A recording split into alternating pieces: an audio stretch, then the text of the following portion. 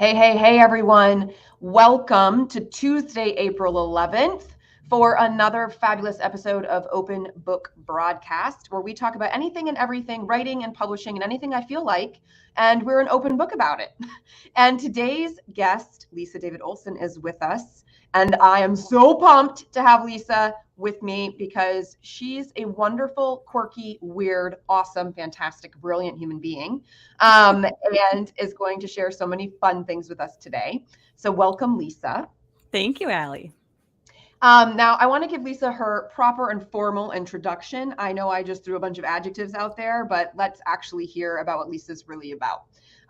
Lisa David Olson is a humorist, speaker, author, podcaster, and performer who shares how humor saved her life. Her interactive style and improv for real life message demonstrates how humor is healthy and is a cohesive human connector.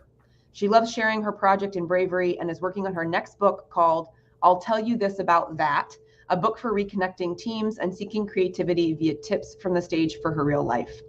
Olson is a TEDx speaker who also trains those who want to craft their own talk or start their book, and is a creative collaborator.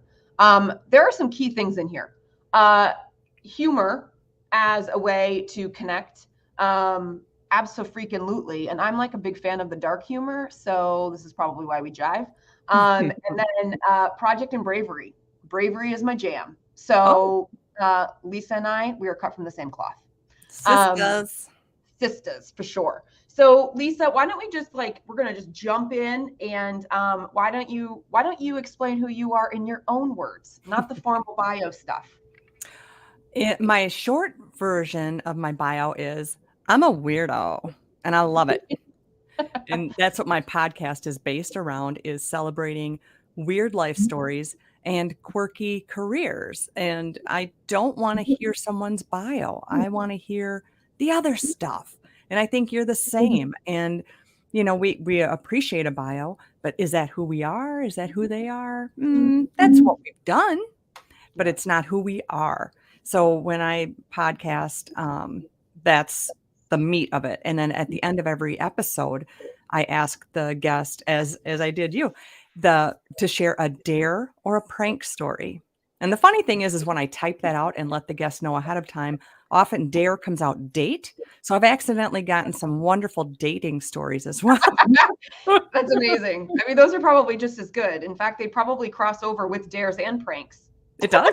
It's funny how much a date story is like a dare, isn't it? When you think about it, every damn morning we wake up is a dare. Really? Are we going to do this or what? I dare me to go into work. That happened. I mean, I had a moment in time in grad school where I tried Match.com, and I felt like every day was a dare. Trying to do the online dating thing in my 20s. Like, oh, yeah. Well, yeah, fucking terrifying. Well, COVID made that mandatory, didn't it? Yeah, that's true. I think Match.com might have really missed a very clever marketing campaign. Yeah, having a blind date over Zoom is a little bit harder, but I bet it happened. Everybody's just got their cameras off. Yeah, true. Yes. Just to see each other. So you mentioned the podcast, so let's head there. Talk to people about the podcast. I would actually love to know the origin of the podcast. Like, how did you develop and come up with this idea of Stranger Connections? It's been almost 3 years already. I just post, I think, close to 150 episodes. I do one a week, and I keep it to 30 minutes because my busy brain, that's about as much as I want to handle as far as even when I listen to a podcast. So for me, it's I only post audio, and I use video for the chat, but I only post audio because that's, again, what I prefer. I'm generally listening to podcasts when I'm walking, painting, doing the things, so dishes. And so that's that origin. But as far as being creative about, I want to meet people that I don't know. I recently had someone say, well, when do we do the pre-call? And I said, no, I don't do a pre-call. And they said, well, I need the pre-call. And I said, that's not how I work. I said, nice to meet you, but this isn't going to work for us. It's not the right fit. Bye-bye. Because it's stranger connections. I want to dig in and not know things ahead of time. And again, that's where we align. We don't want to know the things ahead of time. If I want to read your bio, I'll read your bio, but I want to go like the gal who wrote a book about Bad Girl Camp, and she's amazing. And she was sent away to a camp when she was like 14, and it was in the woods in Texas, man. They had to go to the bathroom in a bucket. I didn't want to know ahead of time. I will read books ahead of time from authors and whatnot, but I'm not going to ask you the exact things that are on your back cover. So, and then when you get to the dare or the prank story, I learn a whole other side to your whole life and what is your humor, what stuck with you. I'm huge into storytelling and story sharing, and that's the meat of it. I don't want to know the whole thing ahead of time. I just want to chat and learn. Having that talent, I can talk to almost anyone, anywhere. And that's what my next TEDx is about. Yeah. Oh my gosh, I love it. Have you always been the person that like you'll be standing in line at the grocery store or something and like the strangers will just start talking? It's interesting because I've been a performer for over 20 years doing comedy, sketch comedy, parody, songs, that it happens a lot because I'm recognized in the area in which I live. I'm not always on, though. I'm not always wanting to be the person that you paid the ticket to see. So there's those things too. I want to do the Madonna hat and sunglasses kind of thing because I'm not always feeling it. I suffer migraines. But yes, there are many times where people approach. I may not always know their name or their face. And my sons have grown up watching me do this. Yeah, how are you? What have you been up to? And afterwards, they're like, you didn't know who that was, did you, Mom? I'm like, oh, I didn't know. I was hoping they would say, yeah, I haven't seen you since I worked at Target. I'm like, yeah, that's where you're from. Yeah, it's so interesting, this idea of like persona, right? Yeah. Like when you have something that's public facing, you don't realize how many other people begin to know you, and then you're like, oh shit, but I don't really know. This happened to me recently on a LinkedIn post, actually. This person like wrote in and was like, to something that I said, and they were like, yeah, I'm so excited for you and I can't wait to meet you in person someday. And I was like, I have no idea who this person is. So like, what'd you do? The name, the face, didn't even like, whoop, just no recollection whatsoever. And I'm thinking, has she been following me for a while? Did I connect with her at a networking thing like 3 years ago when that was happening? And I just wrote back, thank you.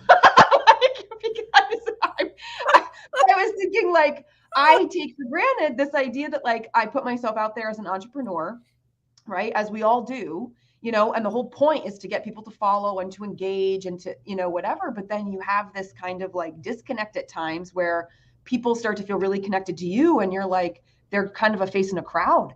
And you're like, oh man, like I want to have genuine connection. But it's hard, like when you're on the platform, right? And you're not necessarily down, like, shaking hands with all the people. And to your point, like you don't always have the energy to be the person that's on the platform. No, nor does your accountant always want to be hearing about your numbers. I mean, everybody needs their reset time. We all have to recharge our cell phones and our souls. So sometimes in between, you have to go to the store, but you're not always on.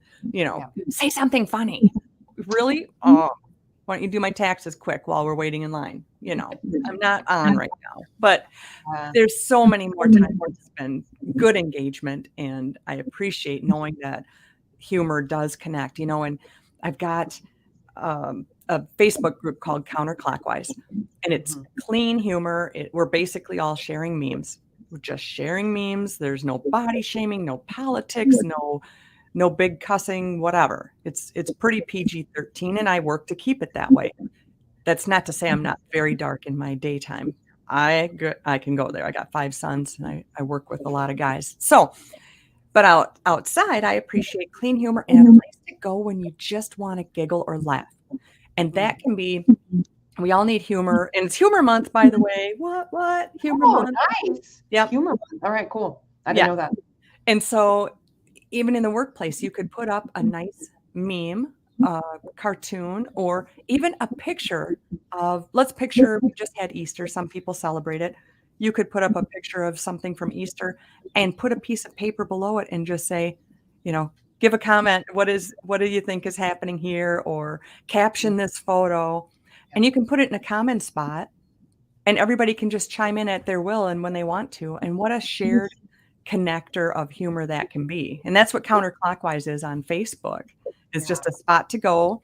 So what I was going to say is I was in a store, and the guy said to me, I love Counterclockwise.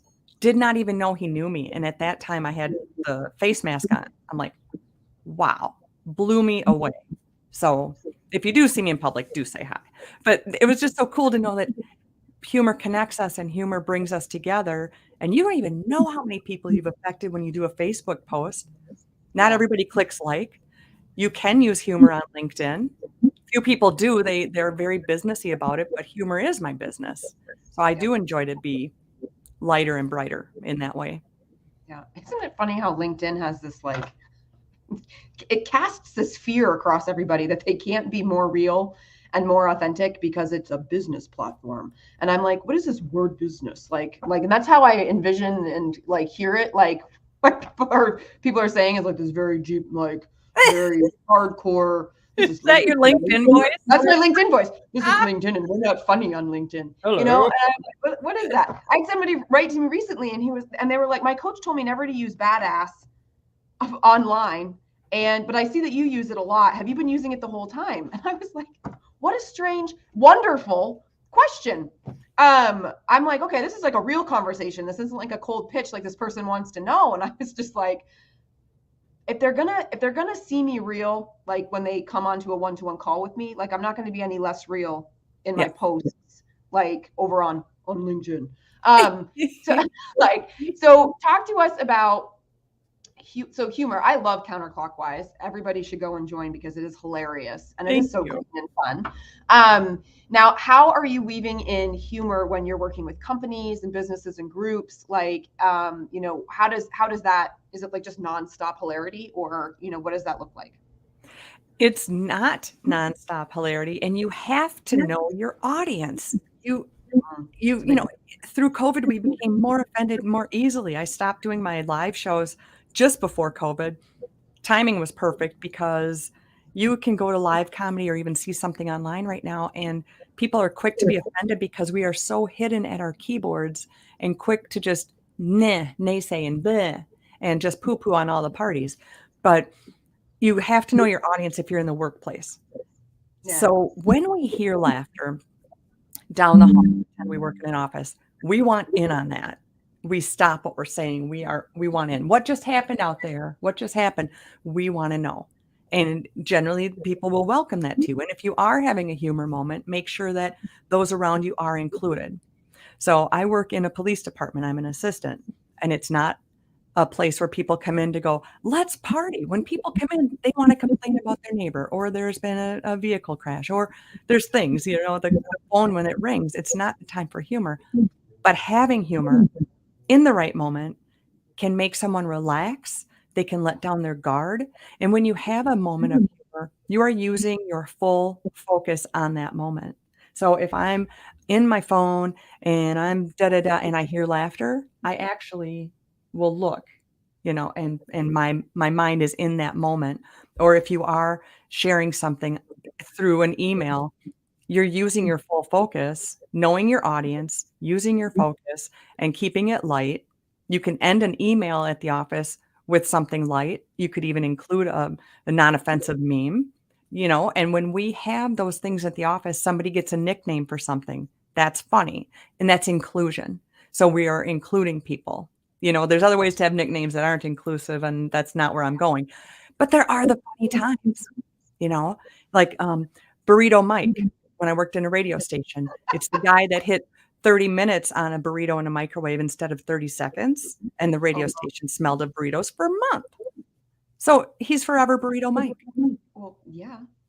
So you want to include people in on it as long as it's okay to do so. And that is a fine line, but there are ways to do it. Like I said, caption this picture. Another funny one for a break room or a shared area is you just have your blank piece of paper and different colored markers or pencils. And that's just so that if people are in the mood to grab orange, they grab orange, and you can tell that somebody added to it. You're doing a growing story. So maybe you start with, it was a bright and sunny morning instead of a dark and stormy night. And I did this for a boss's birthday card once, and it was ridiculous. I told everybody on a Post-it note in the card, add one line to create a story. That was the prompt. And I sent the card around, and instead of everybody going, Happy birthday. Hope it's great. Congrats on another spin around the sun. All these basic things because we don't know what to say anymore. They made this whole story about how he took his talking chicken on a walk through the woods and they made friends along the way. It was hilarious. I And love take that that was chat memorable. What's that? to take that chat GPT. Because that's kind of what I feel like chat GPT is right now when people are trying to write stories using chat GPT and they put in like the prompt and it just looks like a series of ridiculous sentences. But like this is way more fun when you have multiple people adding to it.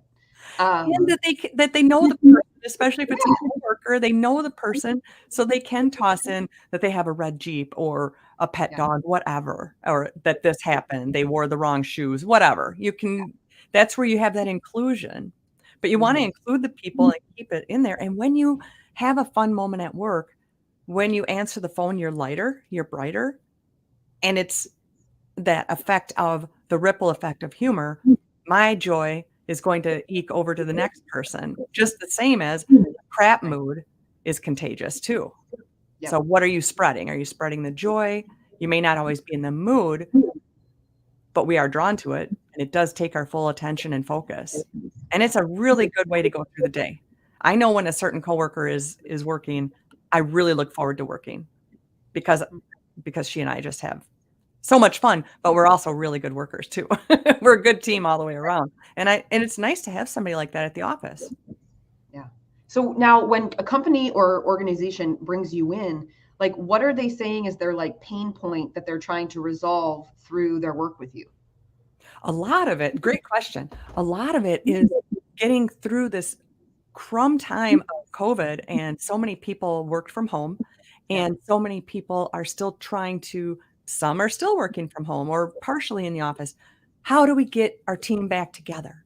How do we get our team to communicate better? How do we get our team to feel connected? Well, one is be that boss that is asking that question. Yeah. You need to care. So a boss that cares like that is somebody who's approachable, who is a true leader. They are in tune with, there's more to it than the to-do list of the day. It's also, how are you doing? Is there anything you need? And also, how are we celebrating?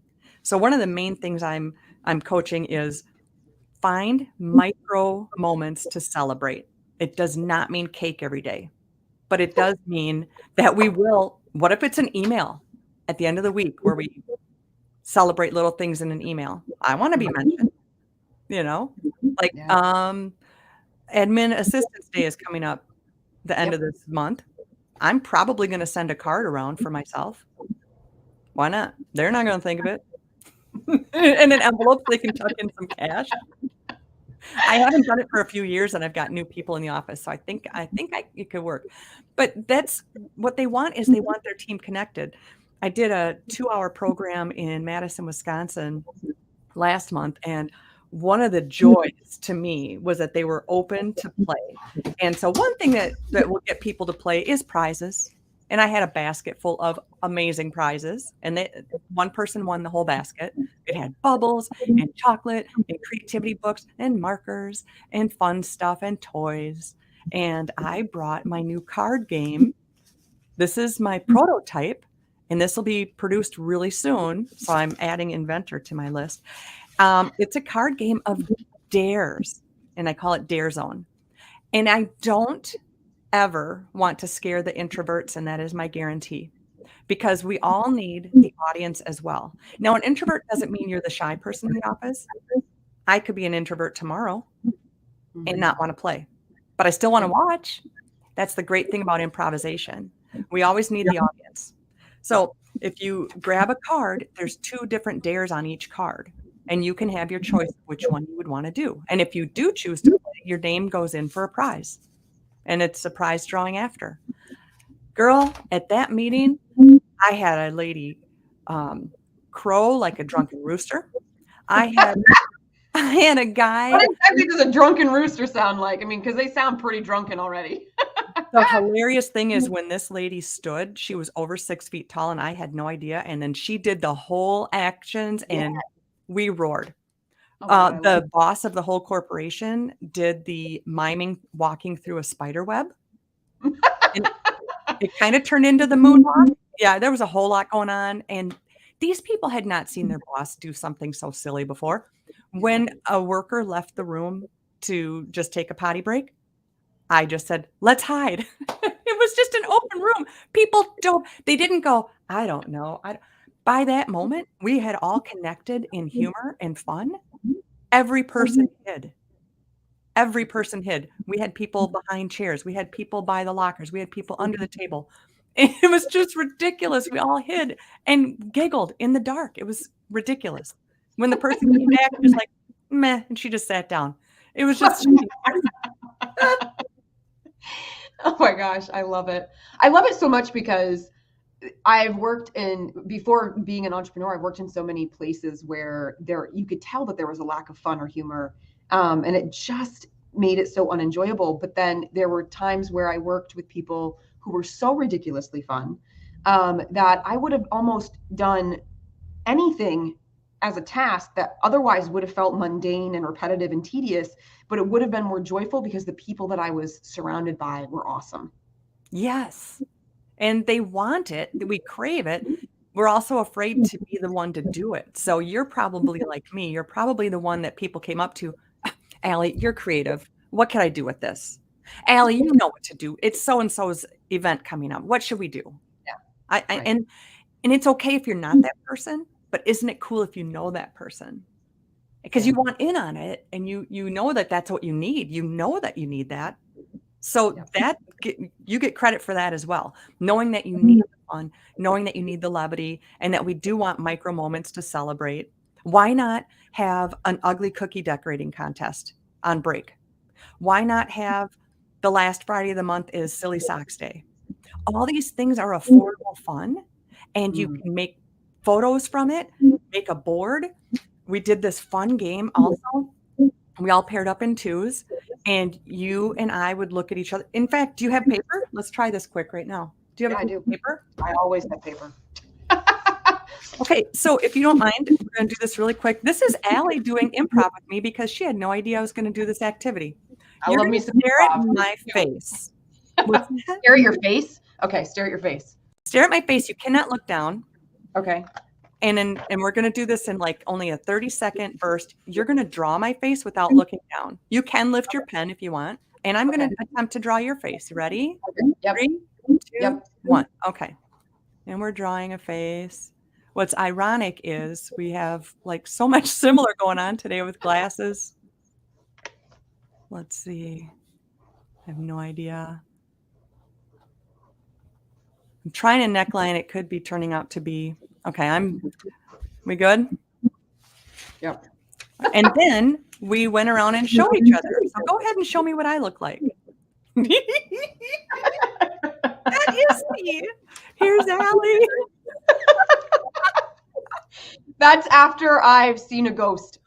I was trying the neckline and the yes. Oh. This is a ridiculous thing that only takes a couple minutes. And instead of going around the room, what I did was I said, write your person's name on it. And then we put it out on a table. And after our 2 hours, where do you think everybody ran to? They wanted to see the drawings. And of course, they can put that up in their break room or wherever and leave it up for a week. So much affordable fun that connects us. And by the end of our dare game, and I had a joke game too, I had riddles, but I also have lessons about communication, my tips from the stage to utilize in real life. That's what my next book is on. And it's all about listening as you would on stage. You have to hear your scene partner, let them look good, give them credit, let them shine. There's all these tips that works for the office that also works at home. When your kid comes home from school, are you really listening about how their day was with your eyes and ears? Could you repeat it back? It matters. You know, listening with your eyes as well. There are those people that we work with that don't even look up from their computer. Yeah, go on. Uh-huh. No. I hear you. I see you. You matter. I'm going to give you a full minute of my attention. It's harder than we think, and I want everyone to go forward today. And are you listening with your eyes as well? Are you asking follow-up questions, or are you just waiting your turn to speak? That matters. And there's this great quote from John Cleese about the office, about fun in the office, I think. So John Cleese, you remember him from Monty Python? Yeah. If you want creative workers, give them enough time to play. Now, can you imagine? Isn't that really, really interesting? If you want creative workers, give them enough time to play. Play doesn't mean you're not working. Play is invigorating you and making you want to be at your job. When you go in and you're working scared, you're afraid of making a mistake every other move, you're going to be a mess inside. But if you have those micro moments to play and celebrate little things, it takes you a long, long way. When's the last time your office had a potluck? When's the last time you did something that was just fun? Like I say, Silly Socks Friday. That's really dumb and good. Dumb is good. And it's affordable. You know, it's funny because I feel like we're talking about humor, we're talking about play, we're talking about communication, but like really also like if we were to put those underneath a bigger umbrella term, to me it sounds like culture, you know, and I think that a lot of companies are getting it wrong because they think culture is like beer on Friday afternoon.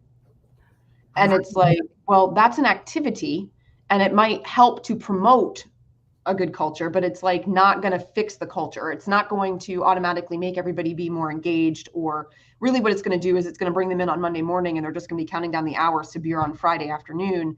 Like, because you're not doing anything in between to be human with one another and to actually experience each other and to feel engaged with one another and the work that you're doing. Right. And so I feel like, you know, people put these budgets together and they throw this money at this like free food and free this and free that. And it's like, you're missing the point. Like that's, you know, you've come up with a solution, but you don't understand the problem. Like, so you need to back it up and like think about it differently. And I think that's kind of what you're offering, even if it's not packaged, just like change your culture. Like, but it sounds like it very much would have that impact. Yes, and it's not being slapstick funny and wasting time. I'm not about wasting time. When I'm at work, I have to utilize every moment. I have to be on.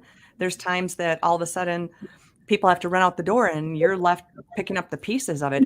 And that's true for any job in different variances. So know that this is the time for fun. But if you have that culture where you are making it okay to play in a moment, but also making it understood, then we're back to that point of work, you know, and then we're back to what it was, but we're also going back with energy and we're more connected as a team. And that matters more than some bosses could realize.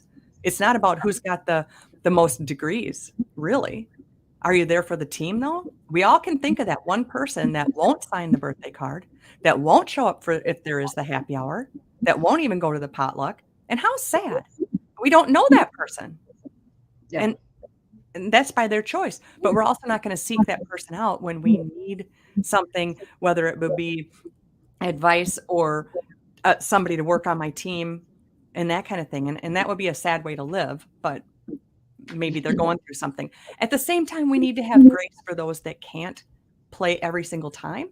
That's okay. We don't know what medical thing they're going through, what personal issue they're going through. Give people grace that if they're not able to be in the moment that time, give them the grace to understand, you know, maybe next time they will. So not everybody can be on all the time, but at least make it open. Hey, this is going on if anybody wants in. And that's the best way to be. And the best kind of boss is that way. They know how to collaborate. They know how to have light moments. And then you're going to have your team there for the focus when you need it. So when you do allow that balance, that's the best. There is no work-life balance. That's BS. I could go on for an hour about that. That ain't get that out of your head.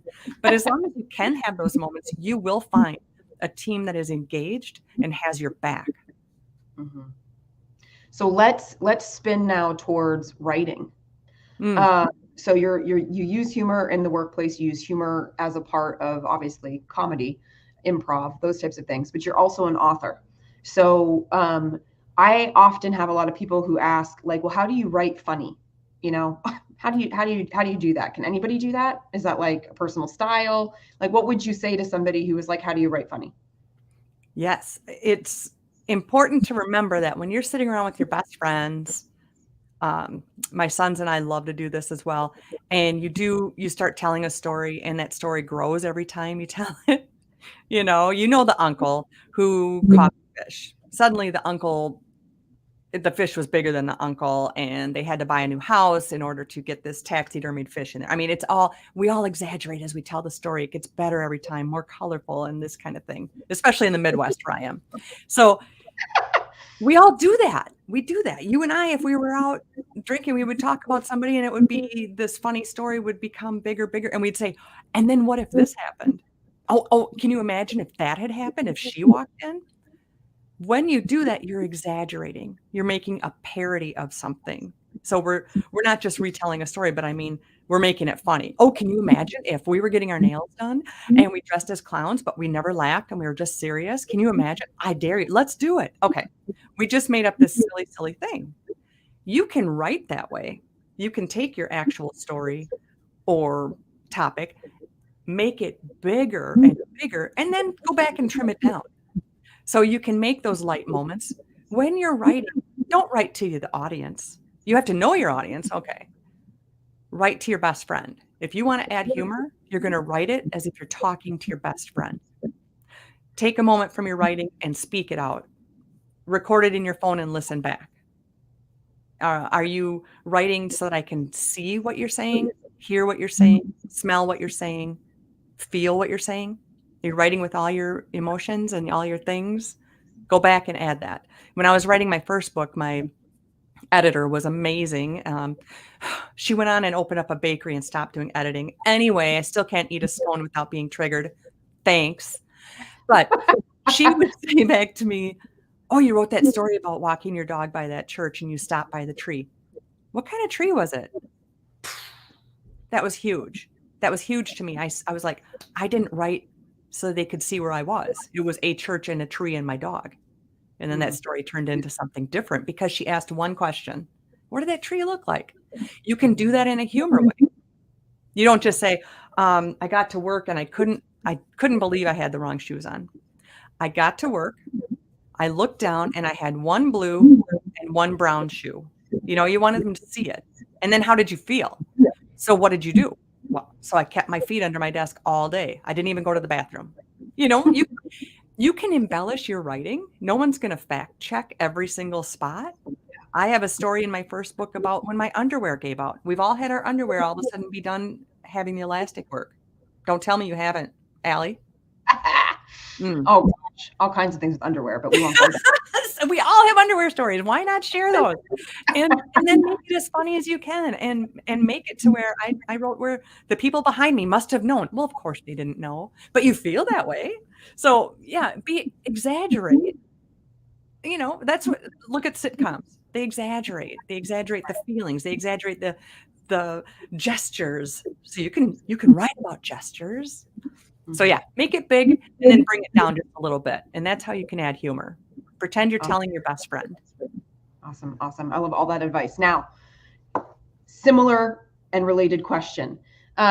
So obviously, as you know from our prior conversation on your podcast, I tend to work with a lot of people who are writing memoir. Memoir tends to not be about the best moments and times in life, yet there's still ways to be irreverent, which we just talked about, right? How to add humor to your writing. But what about the people who are feeling emotionally triggered by the writing journey? How would you suggest that they use humor or play to kind of become more grounded or kind of get back to center so that they can continue to do the work of writing their story? Girl, you have the best questions. You definitely want to take time. You do. You definitely want to take time away from writing, especially when it's, I cried when I wrote my first book, and and that's good. That's a really good thing because obviously you needed to get that out. So I also laughed my buns off when I was writing my first book. There are times what you need to do, whether it's a work project, whether it's preparing for, maybe you have a meeting with a lawyer and that's not a joyful event. Take a minute to play. Take a minute away and explore. So maybe take your writing work to a coffee house, because sometimes being surrounded by the noise makes you extra focus. You don't know until you try.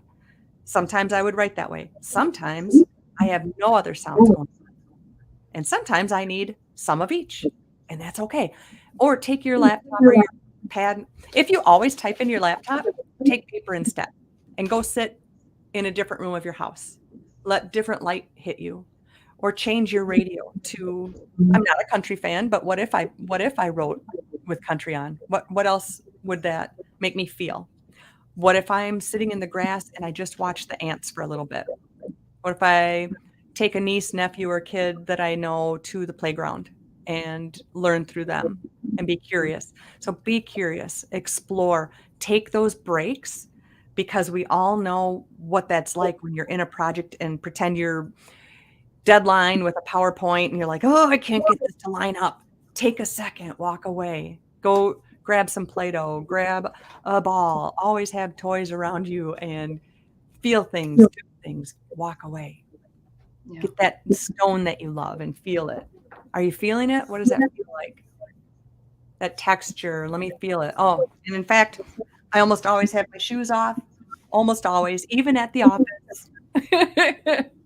It's not unusual to see me run to go do something in my socks because I didn't have time to put my shoes back on. Play, feel, change where you're at, change your sounds. Again, it's about our senses. Change as many as you can to reset and then come back to it. Oh, gosh, something else. Never think that you'll remember something. Always write it down, talk it into your phone.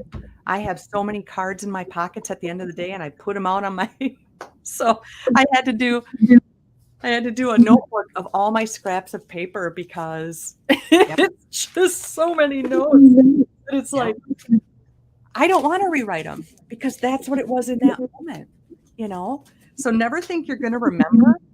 I write in the night. I have to write it down. I text my husband. He goes, what the hell did that mean? No, that's not for me. You might be inspired while you're watching the dance that you have a new title for your book. Don't go, I'll write it down later. Hell no. Go write it in the sand. Go write it in your phone. Write it on your arm. But don't ever think you'll remember that. That's a big lie. Because all of a sudden you're going to walk in the house and maybe the sink was still running. Whoop, there goes that thought. Yep. I'm always telling people, like, have a pocket-sized notebook or a pad of Post-its, or like put one in your purse, put one in your car, or just use the shit out of your apps on your phone. Like, I love the notes feature. I've got Rev, so I can talk, and record myself with bits and pieces. And if I don't have a notebook next to the bed at night and I get that kind of like early REM cycle idea, it goes into the phone, How about in the shower? Lots of ideas there because we are forced to be alone with our thoughts. For once, it's quiet, unless you're blasting music, that no judgment.